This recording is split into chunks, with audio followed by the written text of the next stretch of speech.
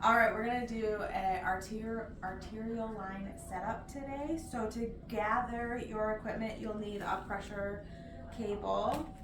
You'll need your pressure tubing for your arterial line. You need a 1 liter bag of normal saline, a 1 liter pressure bag, your pigtail extension for the pressure tubing, and then your transducer clip as well as an IV pole. So as we are going to set up for the art line, the provider will of course insert the arterial line, but we will open our pressure tubing.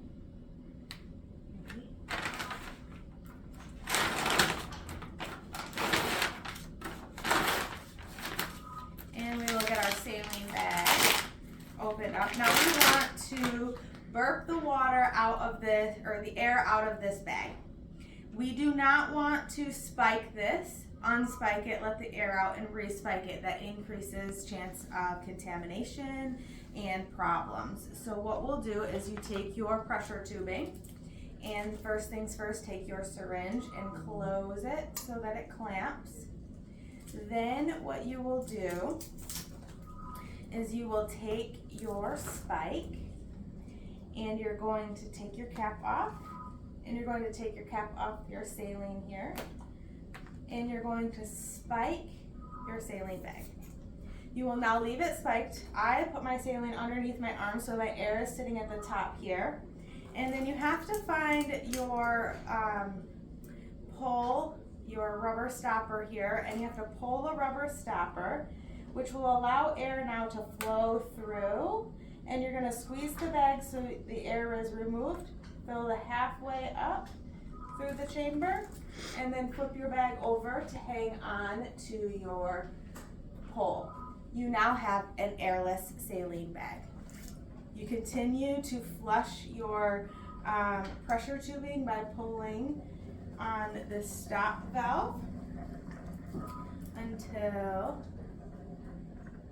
you are bubble and air bubble free in your tubing.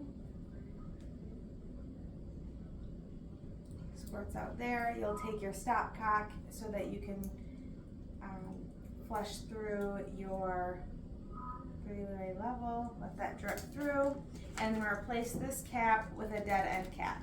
The cap that comes on the saline tubing has a little hole in the end. That's for sterilization, but you don't want any open areas or any open holes, so you're going to put a dead end cap on that, on the transducer.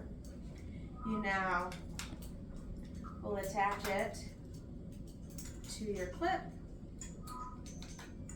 and put your vamp on the other side. There we go. And then you have your pressure bag here. You're going to take your saline, and one of the big things to remember is to not have a bunch of your saline bag hanging out the bottom of your pressure bag. So you can either loop your red loop through here, which pulls your bag up a little bit, or you can place the bag on this holder that's inside your pressure bag. Just make sure that you hold your bag up so when it tightens around here, it's not sticking out the bottom. Do not attach this to a air or oxygen tubing to fill this bag up. If you've ever heard of doing so, use your forearm muscles and fill the air into the bag by using the given pump here. And you're going to pump up, so see now nothing is hanging out the bottom, and you're going to pump up until you hit the green, you see the green pressure here.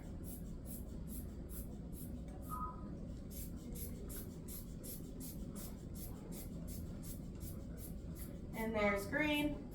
So now you'll take your stopcock and kind of turn it sideways to lock it. If you leave it the other way, you just slowly lose air.